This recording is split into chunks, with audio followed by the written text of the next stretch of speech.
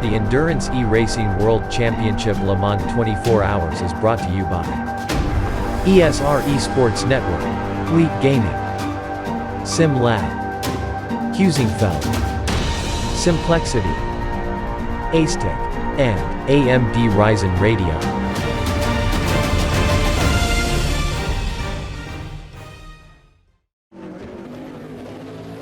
Welcome back to the GTR 24H EEWC finale here from Le Mans. We have roughly 11 hours remaining in the race now, and taking you through the next couple of hours. I think it's 2 or 3, but either way, me, Ewan alongside Ossian Puhakka. It's a pleasure to have you along, Ossian. I don't know what you've seen so far throughout this race, but we're in for the night stint at Le Mans, and there's not many more special things than that. No, there isn't. Hi, Ewan. Hello, welcome, and a night at Le Mans. It's it's always something that makes me feel cozy. It's something that makes me feel exactly like home. It's dark. It's a little bit cold. It's dreary. Everyone's tired. It's perfect. It's very Finnish, at least from my stereotypical, having not been there, perception. But yeah, it's certainly a very special place to be at night here at Le Mans. Obviously, you've got the lights around the Ford chicane at the moment with the big wheel thing going on, and the headlights of the cars out there on the circuit at the moment. Still many hours of darkness to go. We have set it to summertime in terms of the date that this race is being run on in-game, so you will see the sun rising at an abnormal time. If you look at the game and see the sun rising, don't start looking out the window and wondering why the sun is not rising. It's because we're set to, I think it's sometime in June here for this race, and not October, because otherwise we'd be having an awful lot of darkness, and I don't think these guys would really appreciate that. The darkness is a very difficult portion of the race, and these guys, most of them anyway, will want to get it over and done with as quickly as possible. Yeah, for me personally, when I was doing these races like endurance racing, sim racing, all of that, the night was when you were kind of feeling lonely. At the start of the race, you get a little bit jittery, you get these butterflies in your stomach, and you're feeling all like, okay, hyped up, let's go. Everyone's active for the first 2 or 3 hours. Everyone's like watching, everyone's taking, extra care that nothing happens with the car, nothing happens with the other drivers. You're trying to be careful. You're just trying to follow the plan, and then, at 2 a.m. or 3 a.m., the plan just goes out of the window, basically. You're just doing the stints, everybody's calming down, some guys sleeping, some guys trying to sleep. The rookie in your team can't sleep because they're too nervous on how you're doing, and they'll be absolutely useless at 7 a.m. when they're supposed to drive after supposed 5 hours or so of sleep. So, that's just the way it goes, but the nighttime really separates the men from the boys, and also the experienced drivers from the rookies. We have experienced drivers, and then we have rookies, which throws me into Team Rookie Monsters, Ewan. Now, are they rookies that are monsters, or are they rookies at being monsters? Which one is it? I always wanted to find out. No idea, to be honest. We should have asked Simon Marshall, actually, although I don't know what he could offer up, actually, as to what the meaning behind that team name. It's a little bit strange, though, isn't it, thinking about it? I've just kind of accepted it as a name and just kind of gone with it. But yeah, thinking about it, it's a bit of a strange name, really, isn't it? It's one to work out. I'm sure, well, hopefully we do get an answer before the end of the race for that one, because they do actually do a lot of GT, and Simon Marshall's back here, so I wonder if we can drag him up here. He's back again. I'm not sure what Simon Marshall's back for, but we'll drag him up anyway. Well, I thought I'd come and help you out with the answer to that question. Oh yeah, go on then. Well, there's a wide range of abilities on our team. Some are rookies at being monsters, but the others are certainly monsters. As you've seen, Mantis and Tom, they are kind of up there. Matt Beavers as well, they're up there with some of the best. But then you've got like a slow plodders like on our 337 car who have stayed out of trouble and are actually ahead of the fast cars. So, and that's the beauty of an endurance race. It's a big level of ability, isn't it? Because it's a fair bit of luck involved. Yeah, there is, of course, and slow and steady wins the race sometimes. Thanks for that interjection there, Simon Marshall. It's good to hear, and I always like teams actually. I always like teams that actually have a wide range of ability, because I don't know, it just makes it feel a bit more. I don't know what the word I'm looking for is here, but it has a bit more of a family feel. Yeah, a bit more accessible, and I kind of like that as a team a little bit more, having that wide range of abilities. Well, this is something that's, I think, unique to us in the fact that we'll never turn people away. We'll always find someone on their ability to pair them up with and go into an endurance race. Absolutely, and accessible, that's exactly what the word you used, and I'd say that's exactly what it is. So that's a really interesting answer actually. As I said, I never thought of the Rookie Monsters team name before in any kind of way. I just kind of said it and just kind of forgot about it, but yeah, it's actually got a meaning behind it, and that's quite cool to listen to.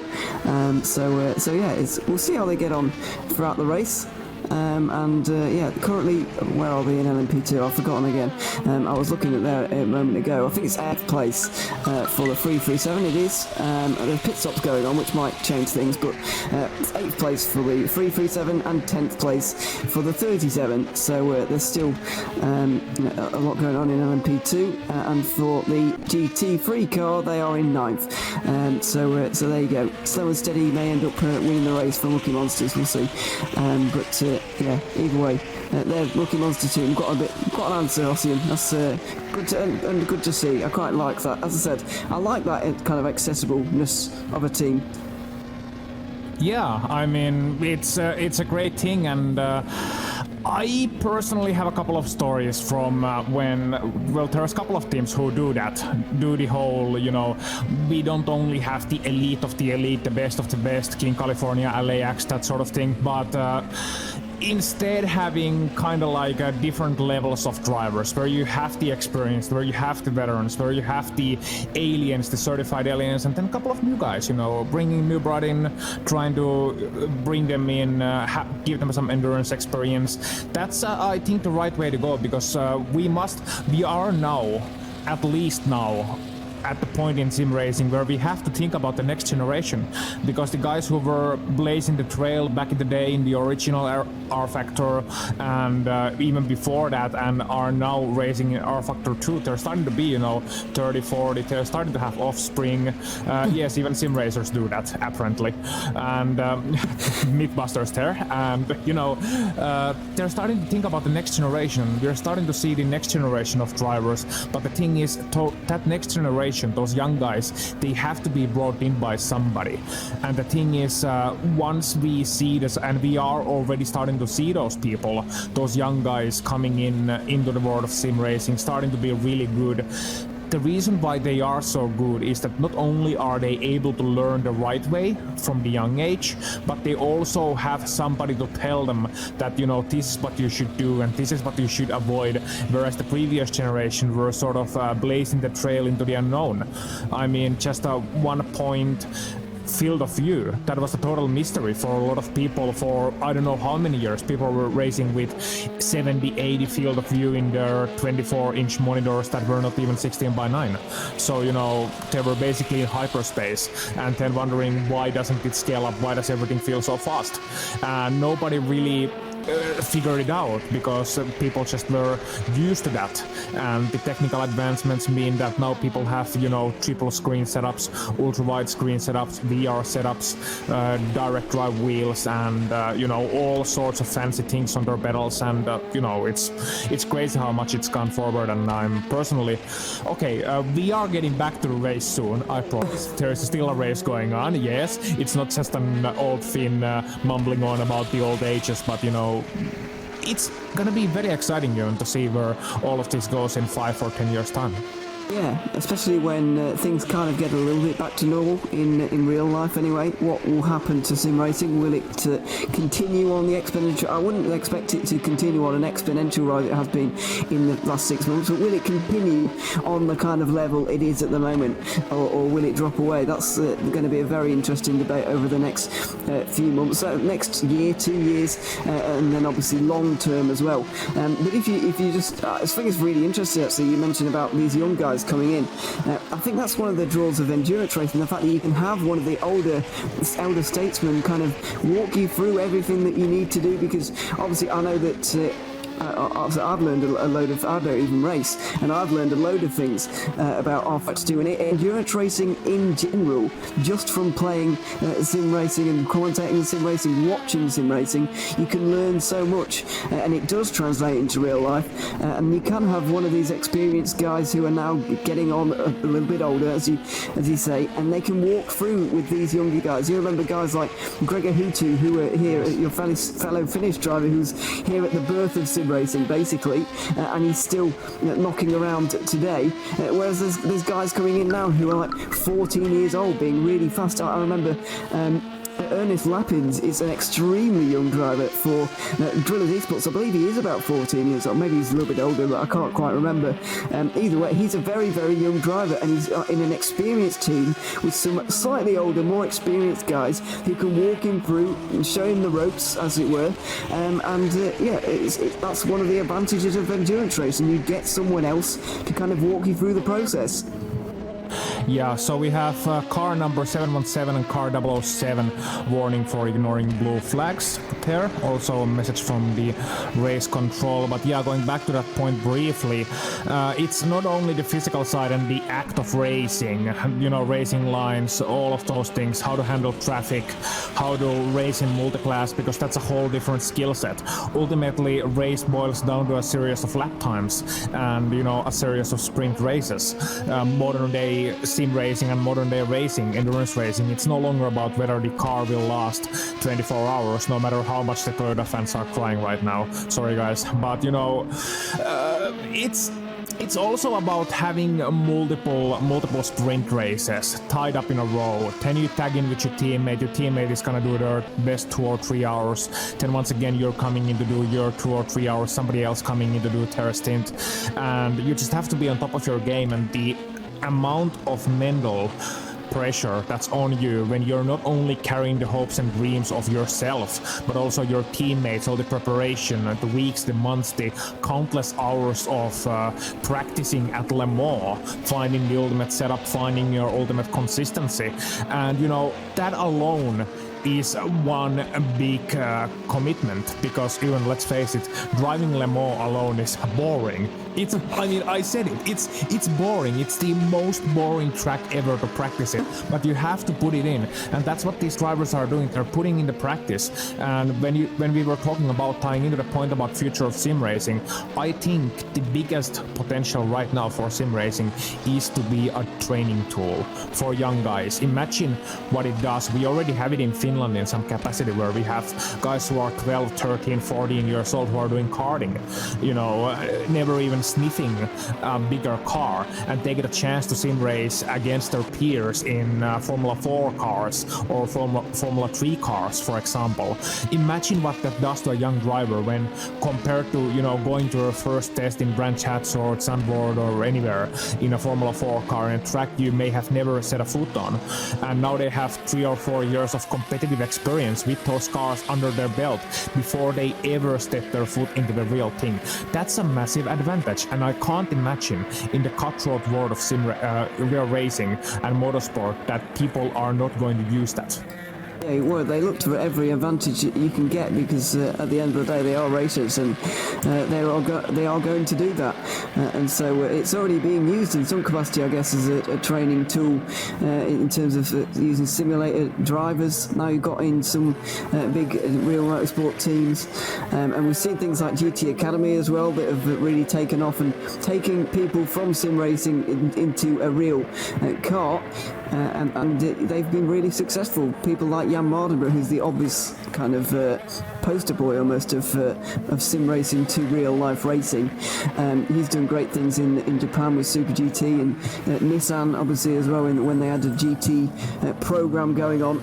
But yeah, it'll be interesting to see how it develops in the next few years. But yeah, we'll try and move back to the race here for a brief moment because there is still a race going on. You may be surprised to find out.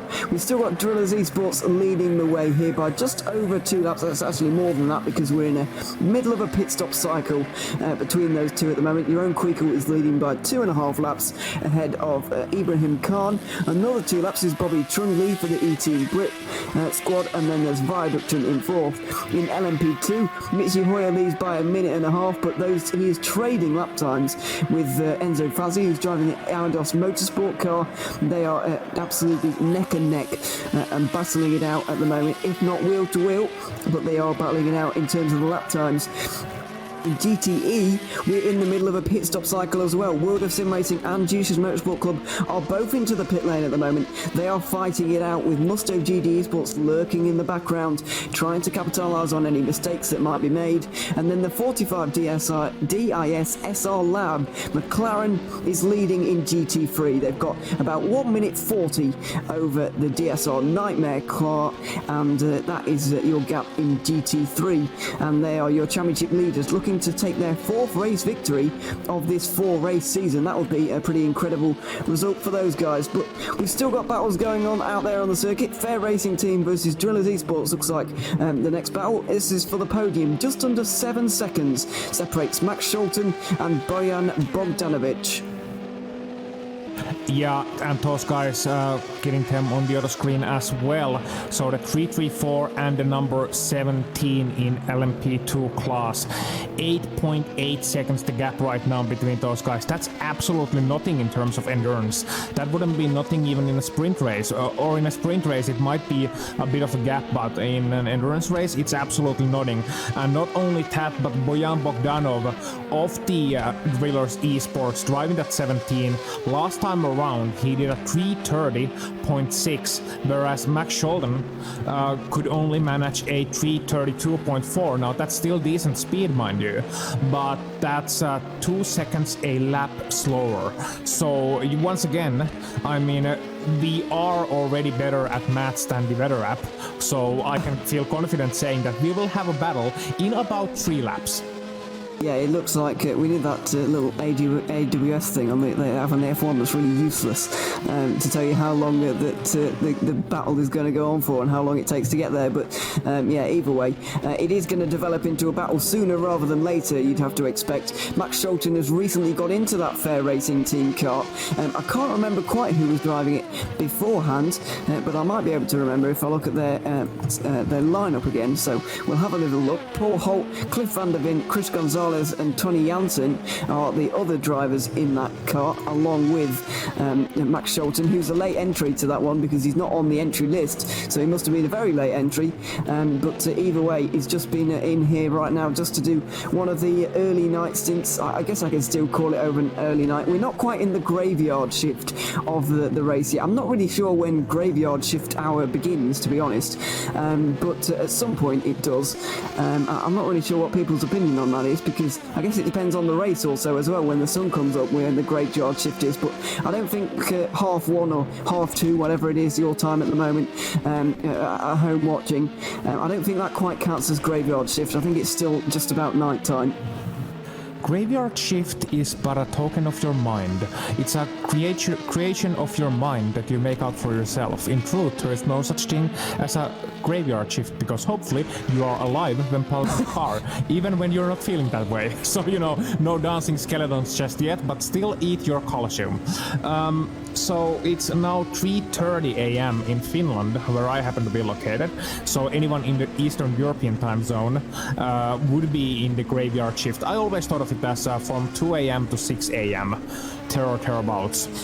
It depends on your daily rhythm, but that's also one of the problems of sim racing, mind you. You know, unless you got a worldwide team with drivers from the world over, you can't race at your prime hours, and that's one of the things that go into the preparation of the event, where you want the drivers to be on their prime at 4 a.m. at 5 a.m. You know, to be at their most alert, to be at their most brightest, and if you manage to do that, you can really make out the difference when you compare to the guy who's, you know, dead tired, he can't wait to get his stint over, he's making mistakes, he can't fully concentrate on lap times, and you know, that might explain, I'm not saying that it explains why Bojan Bogdanov is right now faster than Max Schulden, but you know, it might be part of it. You know, it might be part that Bojan is on his prime, and that's why he's pulling 2 seconds faster than Max Schulden. Yeah, it's all about how you respond to the time slot that you've been given, really. So you've got to work together as a team, and surely at some point in the race you've got to do a stint where you'd rather not be in the car at that time of night or that time of the morning, but you've got to do it at some point, and maybe Max Schulten would really rather be in bed right now, but instead he's still out there at Le Mans, and he's recently got into that car, and so he's got a long stint ahead of him. I think as well, you've got to get accustomed to these conditions. It's dark out there at the moment, really dark, and it takes a few laps just for you to get up to speed. Maybe that's what Schulten is experiencing at the moment, and I think definitely that the Team Rookie Monsters 337 is experiencing that right now, even though that driver has been in there for a couple of hours now, still nowhere near as quick as Mathieu de Cropp, who's absolutely flying. Despite having only just gone into that car, he's straight away right on the money, right in the slipstream as well of the 337. It looks like we're about to see a past 4 position for 8th place in the LMP2 category. Into the second Mulsanne chicane we go. Mathieu de Cropp pulls to the inside. Is there going to be any fight put up here? Oh, there's a bit of contact as the two headlights are slightly barged together, but not without incident. But Mathieu de Cropp looks like he is through pretty comprehensively and pretty comfortably there. Yeah, that was a clean move into the second chicane, and that means that, you know, he's gonna get that position away, which is of course always great. And here we have an action replay as well. I love that action replay. Bit of a contact coming in the corner, bit of an early turn in from Kashif Itikskar there at the One Move Esports car, and you know, that was a little bit of archie-barchie from both sides, and as a result of that, the overtake was done. Number 45 DIS SR Lab car in GT3 is really out of the race at the moment, in the garage, and I'm not entirely sure what has happened to him there. He is must have been a disconnection. I don't know if there's if it says anything on the game at the moment, whether there's been a engine or a crash of some description. I don't quite know what's happened, but the championship leading and race leading DIS SR Lab GT3 car is currently in the garage, and they are going to lose an awful lot of laps from that. They've already lost about a lap earlier on in the race after a big accident on the Mulsanne straight, but they look like they have just completely disappeared from existence at the moment, and I don't quite know what has happened to them. Well, that's certainly a mood, but aside from that, you know, those guys, a real heartbreak. I mean, we just talked about all the preparation that goes into it, and then in the middle of the night you have an unexpected technical issue.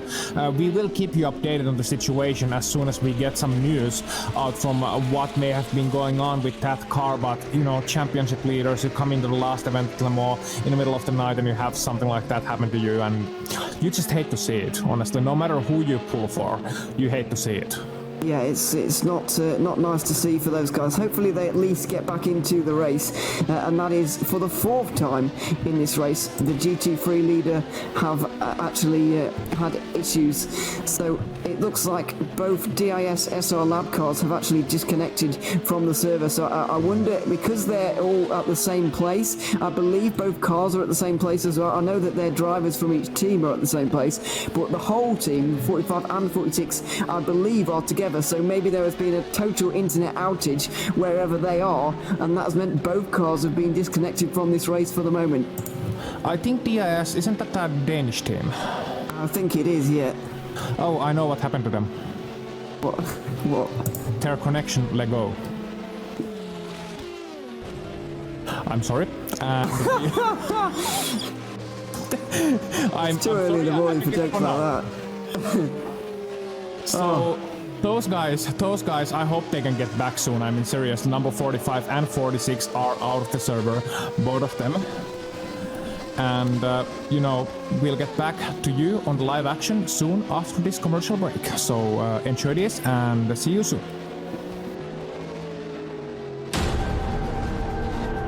The Endurance E-Racing World Championship Le Mans 24 Hours is brought to you by ESR Esports Network, Fleet Gaming, SimLab, Husingfeld, Simplexity, Acetec, and AMD Ryzen Radio.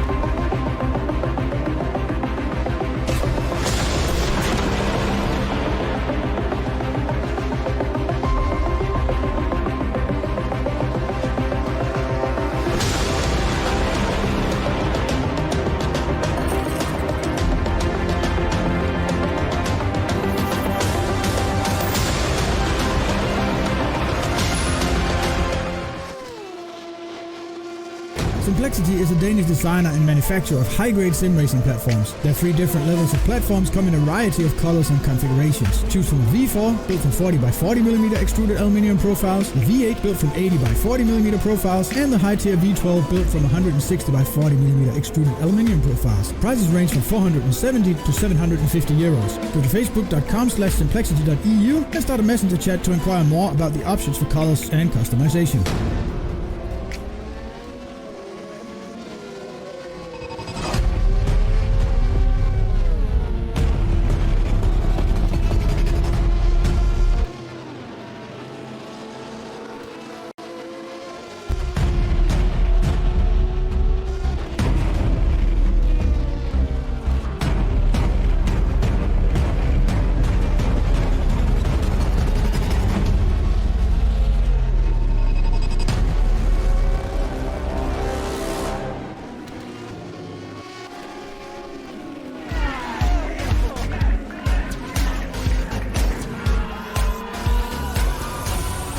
games? Do you like esports?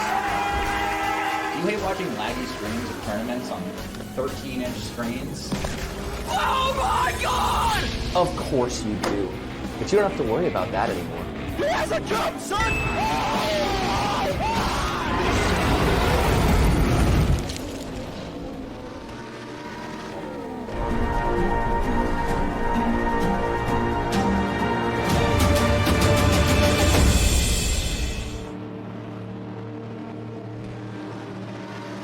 Welcome back to the GTR 24H EEWC finale at Le Mans. Here we go, and we indeed have good news. Well, Ossian has good news for us regarding what happened before the break, and what's happened afterwards. So in the break, we've had some good news, haven't we, Ossian? Yes, it's good news, everyone. The number 45 DIS SR Lab car is back on track. As you can see, they are piloting through the Porsche curves. Currently 4.4 seconds ahead of the Musto GD Esports. So not only do we have that one car at least back, that 45 car back after the connection issues, they are also locked in a battle for position. So not only has that solved the connection issue, we suppose it's a connection issue until we have further information regarding what fate befell the team, but we also have a cure for the apparent lack of position battles.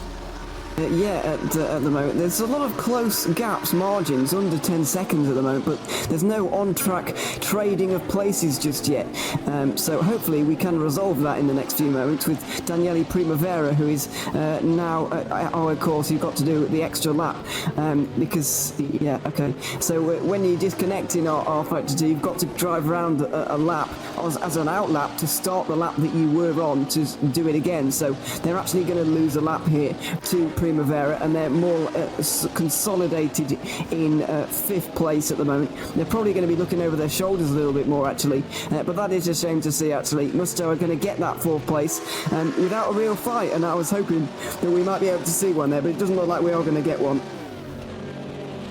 No, it doesn't look that way. Also, news to the fans of the DIS racing team, the 46 is also back on track, so that's good to hear both of the cars back. And if the rumors about them being on the same live location, are true, then that would make sense. A little bit of a connection hitch affecting both computers, and now they are back on track and they can keep going. And that's at some point that becomes really important. You know, at the start of the race you're only thinking about positions really, but if you poured in all those resources, all the time, and especially getting people under the same roof on the same location, you want to finish the race. You don't want to just like you know leave the race halfway through and go into the night, especially as there's probably not much interesting going on in the night in the times we live in.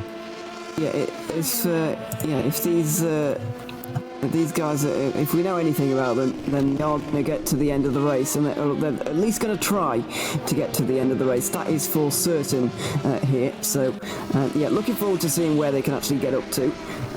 Down in fifth at the moment, as I said, 1 minute 44 behind them, and then there is the Danish Racing League car. That's for the 45, and for the 46, they're now just under 2 minutes behind DSR Dream Team, who I'm afraid we're not able to make the punt that they're having a dream race.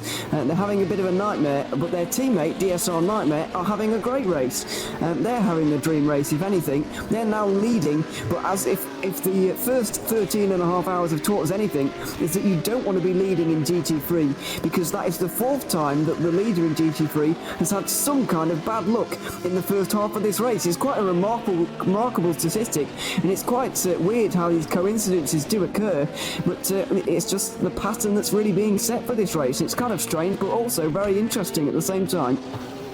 Yep, we also have the number 17 of Bojan Bogdanov in the pit lane right now. We were mentioning the battle earlier, and it was 3-3-4 of Max Schulden versus Bojan Bogdanov. And Bogdanov is right now back on track.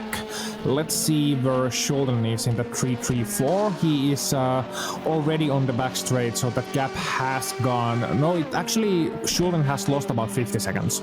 So never mind, Bogdanov is ahead as of right now. So that means they are, if I'm not much mistaken, they are in the third place of the LMP2 class. Still waiting for updates, of course, regarding timing and scoring, because always, as usual, during the night and in virtual event, timing and scoring are only, let's say, advisory. Yeah, it's not. It's the most useful thing we have to us at the moment, really, because it's kind of difficult to see what's going on in real time out there with our own eyes on the circuit. So we'll see in a minute. I'd like to get an update actually from Race Control, because I think that car, the Drillers Esports car, has been in for a drive-through penalty. They've been into the pit stops, into the pit lane, sorry, in the last 2 laps, or at least in quick succession. Not maybe in the last 2 laps, but at the very least, in quick succession. Not entirely sure why, but I don't think for the second time Bogdanov actually stopped in his box. So maybe that's what. Would 26 seconds be the kind of margin you'd expect for a drive-through? I think that's a little bit long, so maybe even, or maybe it is correct, maybe a stop-go, but I think that's been a penalty rather than an actual pit stop for Bogdanov. Yeah, that would make sense, because the pit stop was a short one. Like, I was watching him flash blue on my screen, and then went to him pretty much, and he just went straight through the pit lane. So that would explain it, and that would explain why they are 25 seconds behind the 3-3-4 Fair Racing Team car as of this moment. So Bogdanov, he certainly has good pace, but he'll need to rocket on to make up for that bit of a mistake, as we have some multi-class action on screen. Yeah, we got a lot of it's apparently we're hearing reports of actual rain out there on the circuit. It's become a little bit later than we were expecting. We've seen that big colourful band of rain coming towards Le Mans for the last few hours. It's been slowly creeping its way across the west of France, and now it is finally here. We are seeing sprinkles of rain, and this could change everything throughout this race. Cars are going to go off the road here at some point. Cars are going to make strategic decisions that are the wrong ones. You've got to keep a cool head at this point now, although that is very difficult. We're approaching 3 a.m. European time. This is not the kind of time you want to be making important strategy calls by any stretch of the imagination. No, I mean, this is usually the time when most of the people are sleeping. And, you know, you may be alone in the car. I'm not even kidding. You may be alone in the car. You have to make the decision yourself. You're starting to see rain falling on your window. Your windscreen wipers are going, and you have to make a decision. Do I pit now? What will that do to our strat? Do I fill in with fuel? Obviously, you might want to fill in with fuel, but we are at a very awkward position in terms of race-wise because we want to do 1 hour stints with the GD cars at least, and we're nowhere near the 1 hour marker. We're really on, no man's land in that sense. So that really throws a spanner into the works in terms of strats, and you need those guys, those Excel wizards, not the pinball wizards. You could use that one too, but the Excel wizards that are really, typing in the new numbers and wondering, okay, what is our call now? What is the strat? We are not on A or B right now, we are at C pretty much. And some of the teams may have made, Excel sheets or calculation sheets that are really, they can adapt to such situations. You can just type in the numbers and they'll do the calculations. But those teams who prefer to do it a little bit more of a traditional way, they will really have to, rework their strategy and rework their plans and try and make this new situation fit in. But yeah, it's gonna be very interesting to see who are gonna come into the pit lane and who are, gonna stay out on the track. Good grief, that was very close. I've no idea who that was between, but just behind Adam Baldwin, the leader in GTE, he's being chased down by Jordi San Andreas at the moment, but there was nearly a humongous accident heading into the Porsche curves because one of the LMP2s nearly hit the third place GTE car, that's the Puhakka car. Unfortunately, too busy eating tacos possibly, going into the Porsche curve, nearly swiped one of the prototypes, I believe there, but tiredness kicking in, rain kicking in now as well, and it will get worse later on, as Nick Newcomb reminds us in the YouTube chat.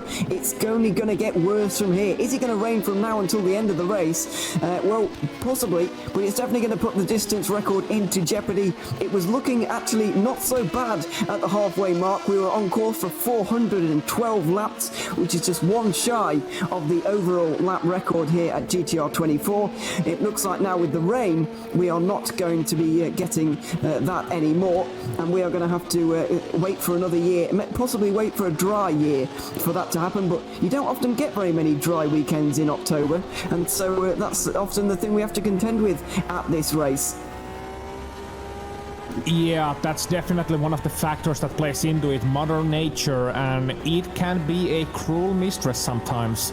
And certainly this time, as I am watching, we are watching on board with Adam Baldwin, car number 74, currently the GDE class leader.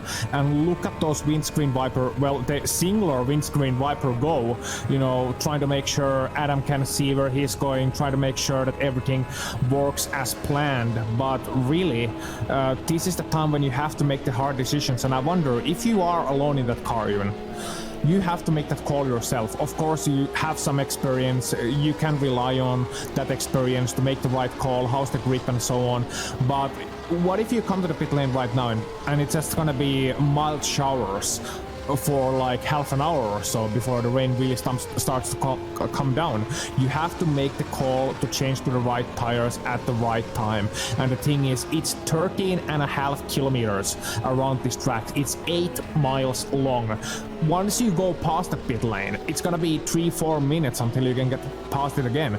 And during those 3 or 4 minutes, the mild sprinkle of rain can turn into a downpour, and you are up the beat creek without a pedal. Yeah, you're absolutely right, because a lot can change over a lap here, and you've also got to look at what's happening now first of all, but also what's going to happen in the future. Is this going to be a light sprinkling of rain for 5 minutes, or is it going to continue on and get heavier for hours to come? But if you're driving that, and if you're driving a car, and if you're on your own, you just do not know, and so you've just got to go blind and kind of go on your gut feeling. That may not always be the right one though, because you haven't got all the information available to you, which means you might make an uninformed decision. But I really feel as we are now looking like we're having our first spins out there. I saw a yellow flag briefly in Sector 3, and there's one in Sector 2 now as well. Looks like the Per B BMW has been off the circuit at some point, but they are back underway again. These mistakes are beginning to creep in. This is the kind of thing that is going to happen now with the rain that is falling, but this battle in GTE is starting to close in. Sorry to interrupt you, 46 is into the pit lane. They were just around right now, so I think they're going to open the rental again. Yeah, so this really kicks it off now, and I really feel sorry for those who are due a pit stop right now, because it's not quite wet weather tyre conditions yet, but it might be in 5 minutes' time, but you can't go 5 minutes longer because you're out of fuel. So those who are due a pit stop right this second are really, really stuck at this point, and that's just the look of the draw, really. Yeah, that's you know, if you have been compromised in your strategy, you have to make the call, you have to come into the pit lane, and you have to think, right, okay, what's the radar looking like? Teams have access to weather radars as well. Take a look at the radar and they can see what's going on in France, and they can see what's going on around them. They can make an educated guess that rain cloud is so big it's not going anywhere in a hurry. We just saw it on screens briefly a moment ago, and you know, it looks like it's not going anywhere soon. So I think the wise choice, the smart money right now, rain tires. And if it turns out that it's still too dry for them, if it turns out that, you know, at the first couple of laps you might be wearing the tires out pretty quickly because they are very soft, and you might be a little bit slower, you're still gonna be faster throughout the stint. You don't have to make another stop if and when that rain starts to fall harder. But everybody right now, the windscreen wipers are on. We are in wet conditions, and soon enough that that dry line no longer stays there. Rainfall is still very mild, mind you, but we are still reporting a wet track. Yes, we are at the moment, and we've currently got 39 drivers out there on the circuit. 4 retirements so far. How many, or how long is it going to take of rain for us to get up to 5 retirements in this race? I have to wonder. It's got to be coming quicker and faster, especially with the darkness to add into that as well. It's going to be causing havoc with these guys. Just to update you on those guys who have actually retired in this race, by the way, HM Engineering had an engine blowout in the first couple of hours, and they've been out for an awfully long time. Ground Effect got disqualified after their behaviour getting back to the pit lane. They left the race also, so a bit of an altercation there and a bit of an argument between them and race control has seen them out of the race. Musto have retired their LMP2 car, not entirely sure why because I can't remember, and Varga Sim Racing disconnected with Yuri Toman at the wheel, unable to rejoin, I'm afraid. So they were, and Marcel Chinsik driving that car was putting on such great entertainment earlier on. Unfortunately, he is no longer able to do that for us because they are out. But I'll allude to my earlier point, Ossian. It's the retirements are going to come much thicker and faster when the rain falls, especially because it's dark right now.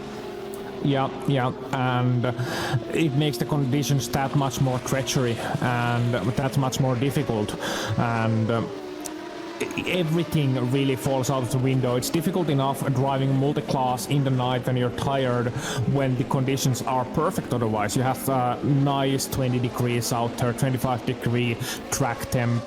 Only thing you have to worry about is keeping the car as fast as possible, watch the marbles and watch the traffic. That's it.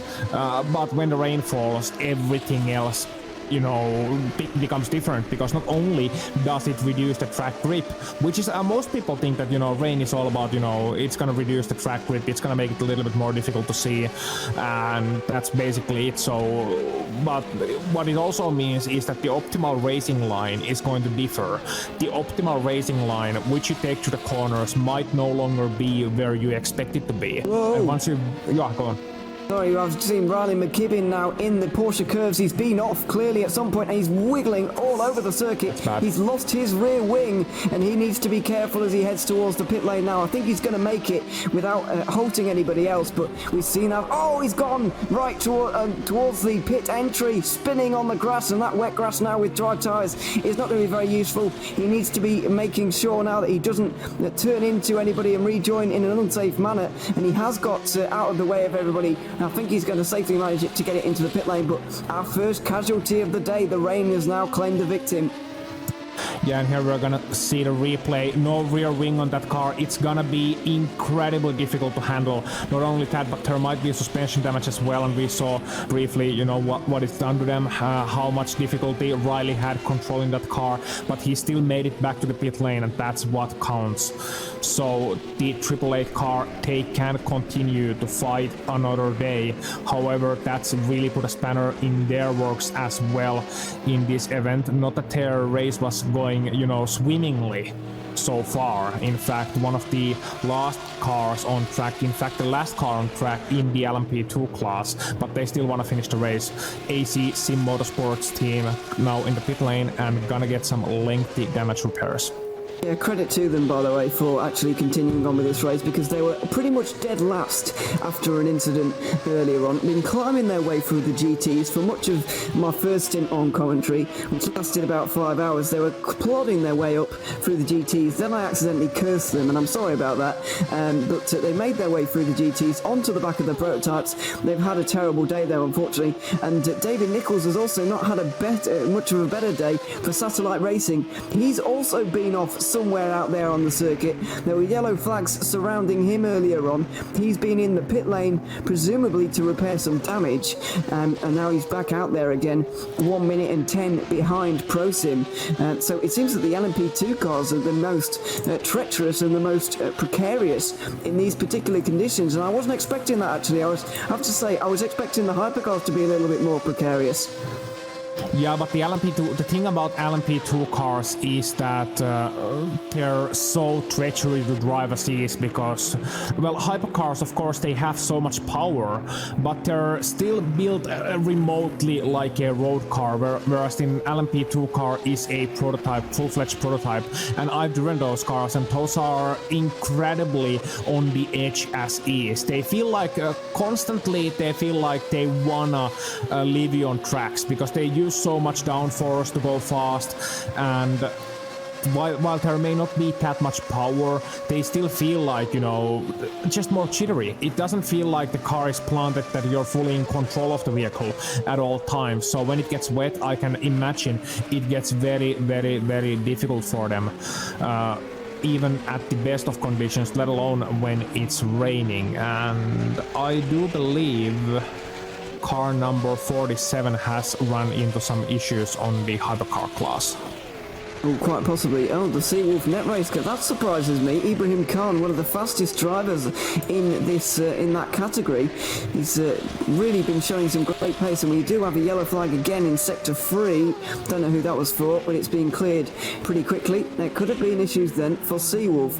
We'll see how long this pit stop lasts, but it doesn't look to be normal, and it looks like this is an unscheduled stop for Ibrahim Khan, and that is a real shame. We did see a long pit stop for the DIS SR Lab 46, by the way. They were in again for some reason, but they're back out again now in 11th place in their class. Good to see them back going again, but not good for Ibrahim Khan at all.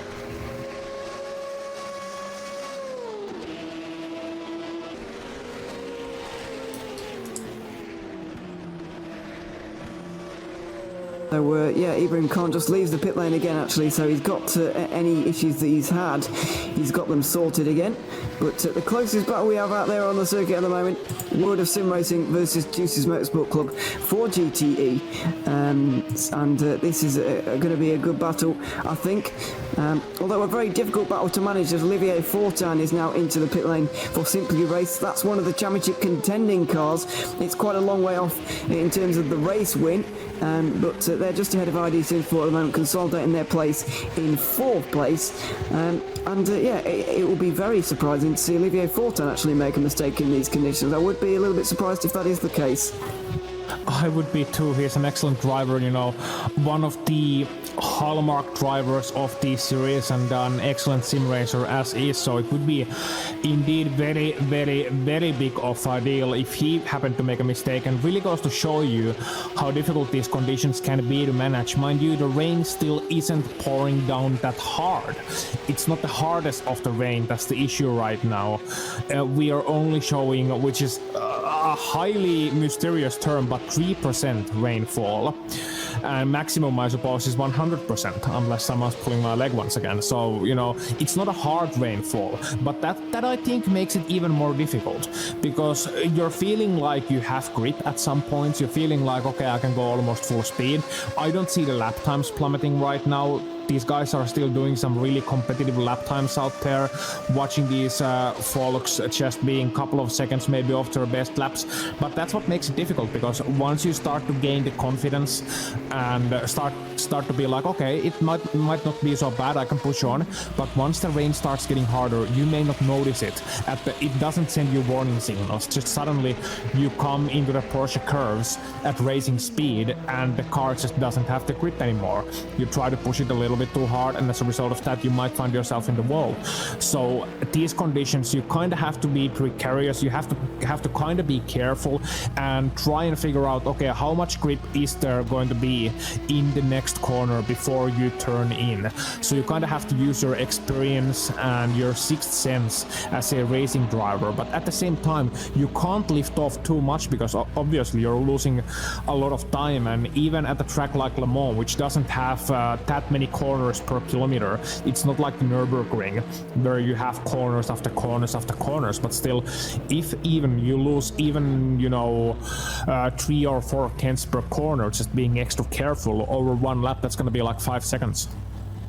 Yeah, it is, and that can be a real problem for you. The lap times are starting to dwindle ever so slightly, but it's those classic conditions where it's not wet enough for dries, but it's not wet enough for wets, but it's not really dry enough for dries either. You're kind of stuck between a rock and a hard place, and you don't really know what to do with yourself at this point in the race, because it is very difficult. Olivier Fortin's still in the pit lane. I have to say that I think he has made a mistake somewhere on the circuit, because he's been passed by the ID Simsport car now as well.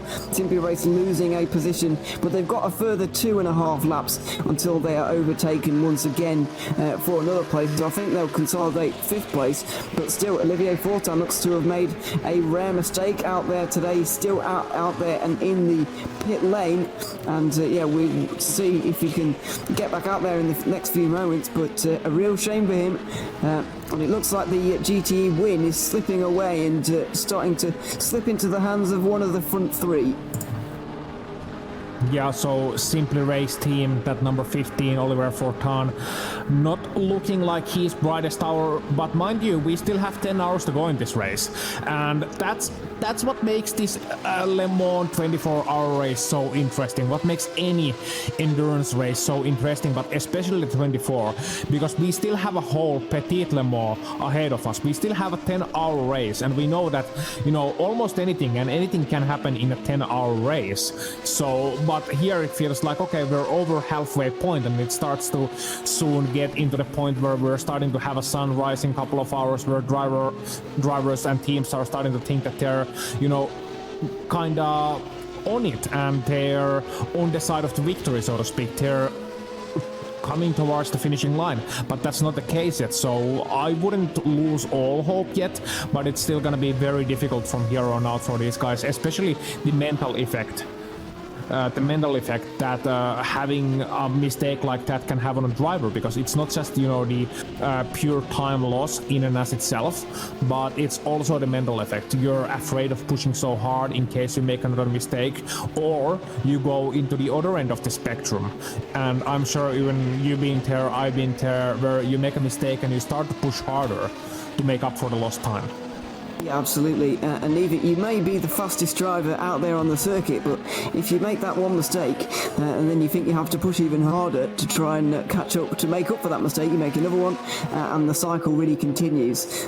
So yeah, that's what you've got to avoid in endurance racing, especially. You just got to kind of push everybody else out of your mind and push any mistakes that you might have made out of your mind as well. Lap your own race at least until the sun rises, and then you can finally get yourself focused on other drivers, get yourself focused on your grid position, and that's a big slide and a big moment for somebody at the first chicane. One of the LMP2 cars just skips across the gravel. I'll try and get a view on who that was in a moment, but it was right in front of the World of Sim Racing car, and that's exactly not what you want when you're battling for the race lead in a category. You don't want an absolute kamikaze dive bomb from well, it wasn't a kamikaze dive bomb, it was just a loss of control really from an LMP2 car. Now we're going to see if we can do it a little bit more safely into the second Mulsanne chicane, but yeah, it looks like that's not going to be the case, and oh dear, World of Sim Racing going to get slowed up ever so slightly by that one there. Jordi San Andres is not going to be best pleased, but the gap is still 7 seconds. It's nail-bitingly close still in GTE.